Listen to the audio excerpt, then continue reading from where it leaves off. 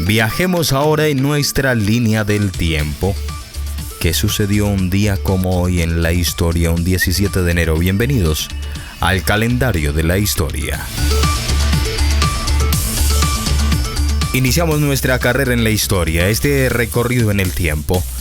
En el año de 1793, pues allí la Convención Francesa decide la pena de muerte del rey Luis XVI por un solo voto de diferencia. Para 1912, la llegada al Polo Sur del explorador británico Robert Falcon Scott y su equipo un mes después de haberlo hecho el noruego Roland Amundsen. Para el año de 1920, un 17 de enero, también la historia nos trae este acontecimiento, pues entra en vigor en Estados Unidos la ley seca que prohibió la venta y consumo de bebidas alcohólicas. Para 1944, un 17 de enero, se conoce en Juan Domingo Perón y Evita en la gala de Luna Park para los damnificados por el terremoto de San Juan en Buenos Aires. En 1945, las tropas soviéticas ocupan Varsovia, quedando la capital polaca libre del dominio nazi. Para 1966, dos aviones estadounidenses colisionan cerca de la costa andaluza de España, liberando 4 bombas atómicas que quedan sin estallar, 3 cerca de Palomares y una en la proximidad de Almería, capital, causando contaminación radioactiva en la zona. Para 1980, el biólogo molecular Charles Weissman logra secuenciar por primera vez la interferón humano en la Universidad de Zúrich. Para 1991, tropas multinacionales comienzan su ataque contra Irak en el Golfo Pérsico. En 1995 se produce un terremoto de 7.2 grados en la escala de Richter, sacudiendo la región japonesa de Kansai y causando 5.500 muertos y 26.000 heridos según los reportes. En el año de 1996, ETA secuestra al funcionario de prisiones José Antonio Ortega Lara, quien permaneció en cautiverio durante 532 días. Para el año 2014, en España, un 17 de enero, surge el partido político de izquierdas Podemos, liderado por Pablo Iglesias Turrión. En 2019, en Bogotá, Colombia, un carro explota con una bomba dentro en la Academia Militar Francisco de Paula, Santander, dejando un saldo de 21 muertos y más de 60 heridos. En 2020, la cantante estadounidense Halsey lanza su tercer álbum de estudio conocido como Manic. Para 2021, Alexei Navalny, máximo opositor de Vladimir Putin, regresa a Rusia después de su envenenamiento fallido. No obstante, el dirigente político fue detenido en el aeropuerto internacional de Moscú. Para 2021, también en San Juan, Argentina, se disputa la final de la Copa Diego Armando Maradona entre Boca Juniors y Banfield, copa en honor al astro del fútbol mundial fallecido en el año 2020. Son acontecimientos en la historia.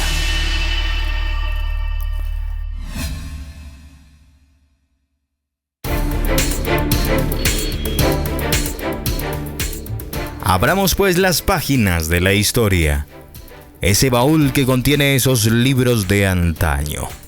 La sensación de conocer un poco más sobre nuestro pasado, y viajaremos por allá para la época de 1700 y conoceremos un poco de la historia del señor Luis XVI. Luis XVI, nacido el 23 de agosto del año de 1754 en el Palacio de Versalles, fue el rey de Francia desde 1774 hasta 1792.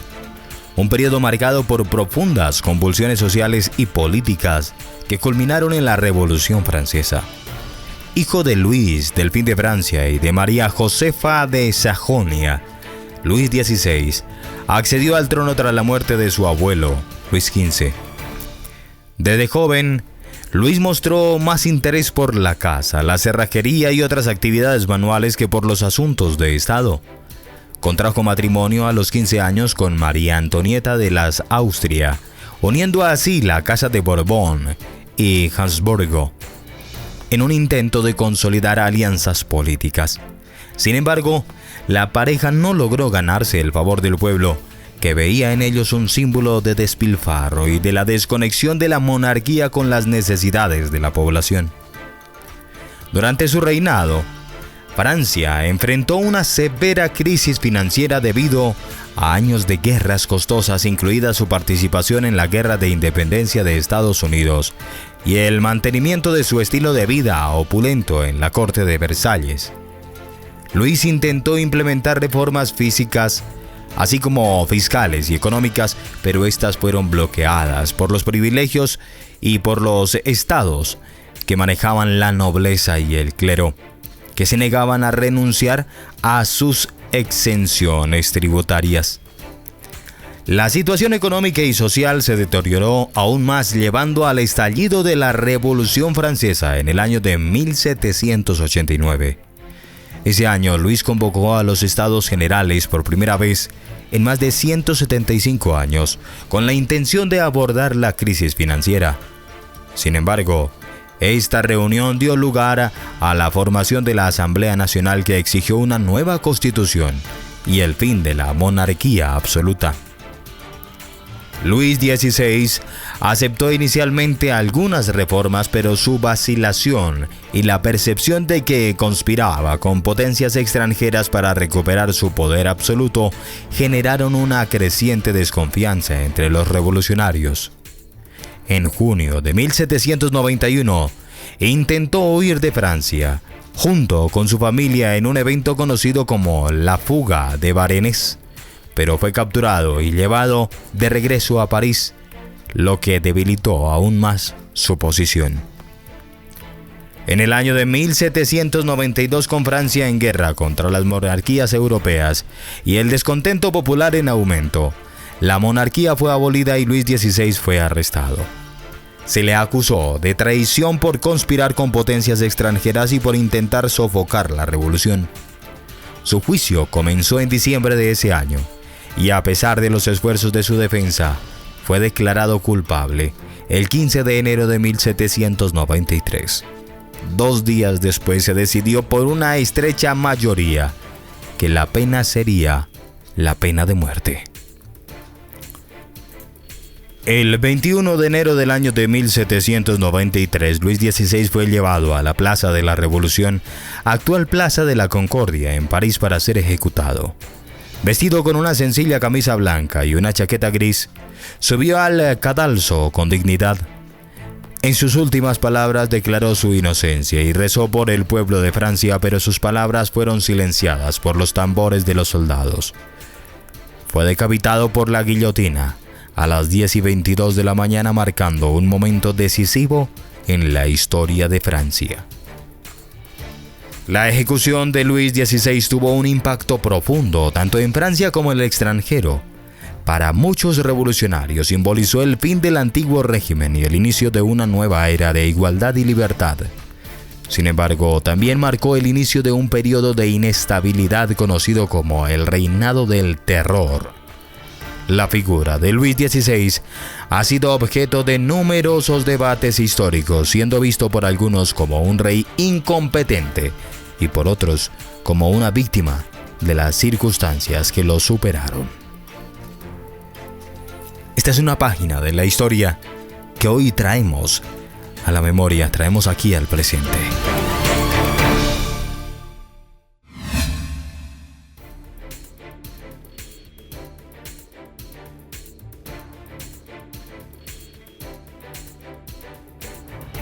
Ahora vayamos a otro acontecimiento.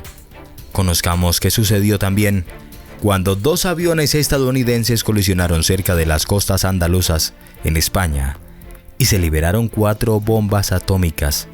Por fortuna, no estallaron. Su ubicación, 3 cerca de un lugar conocido como Palomares y una cayó en las proximidades de Almería, capital. Se dice que la contaminación radioactiva en la zona fue de alto grado. Conozcamos esta historia. El 17 de enero de 1966, el tranquilo pueblo de Palomares ubicado en la provincia de Almería, España, fue testigo de uno de los episodios más alarmantes de la Guerra Fría. El accidente nuclear que liberó 4 bombas atómicas en su territorio. Este suceso, conocido como el accidente de Palomares, marcó un antes y un después en la historia de la seguridad nuclear y las relaciones internacionales.